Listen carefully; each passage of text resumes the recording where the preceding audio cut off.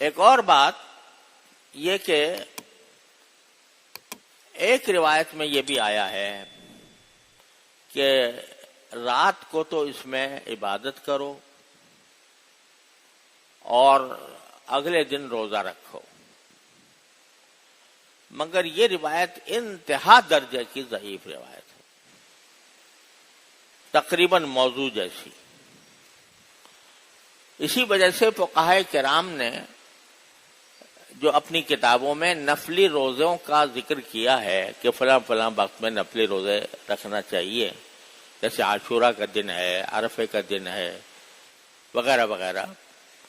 تو اس میں کہیں یہ 15 رمضان کے روزے کا کوئی ذکر فقہائے کرام نے بھی نہیں کیا۔ اس وجہ سے نہیں کیا، روایت تو ہے ابن ماجہ میں روایت، لیکن انتہا درجے کی ضعیف روایت،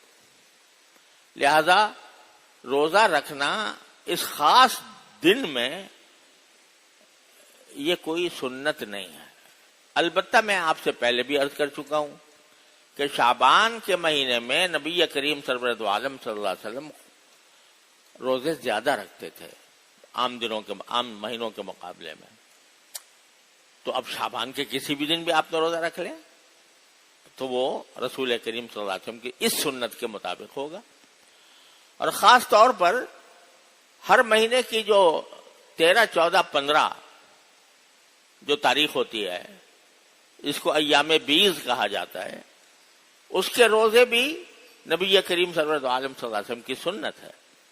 آپ بکثرت ایام بیض کے روزے رکھا کرتے تھے، 13 ہر مہینے کی 13 تاریخ، 14 تاریخ اور 15 تاریخ، ان کو روزہ رکھا، اس میں 15 آتی ہے، 15 شعبان بھی آ جاتی ہے اس میں۔ تو اگر کوئی آدمی ساتھ ملا کر 13، 14، 15 رکھے تو انشاءاللہ بڑے اجر و ثواب کا کام ہے۔ تو یا ویسے ہی روزہ رکھے کہ اس لحاظ سے کہ بھئی شعبان کا ہر روزہ باعث ثواب ہے تو میں روزہ رکھتا ہوں، تو بڑی اچھی بات ہے، کوئی حرج نہیں۔ لیکن یہ نہ سمجھنا چاہیے کہ خاص 15 تاریخ کو دوسرے شعبان کے دنوں سے زیادہ فضیلت ہے اس میں روزہ رکھنے کی، اس اعتقاد کے ساتھ نہیں۔ ویسے تو روزہ ایک بڑا اچھا عمل ہے، اللہ تعالیٰ کے یہاں بہت محبوب ہے، بس صرف ذرا سا زاویہ نظر کا فرق ہوتا ہے۔ تو اگر اس زاویے سے کرے کہ بھئی شعبان کا روزہ ہے، شعبان کا ہر روزہ مبارک ہے، تو یا اللہ میں اس لیے روزہ رکھ رہا ہوں، سبحان اللہ، اچھی بات ہے۔ کوئی اس نیت سے کرے کہ ایام بیض کے روزے ہیں تو 3 میں رکھ لوں، 3 نہ صحیح تو 1 ہی رکھ لوں، تو وہ بھی کوئی حرج نہیں، بلکہ اچھا ہے۔ لیکن اس نیت سے نہ رکھے کہ 15 شعبان کو خاص طور پر اور دنوں سے زیادہ روزہ رکھنا افضل ہے، اس نیت کے ساتھ نہ رکھے۔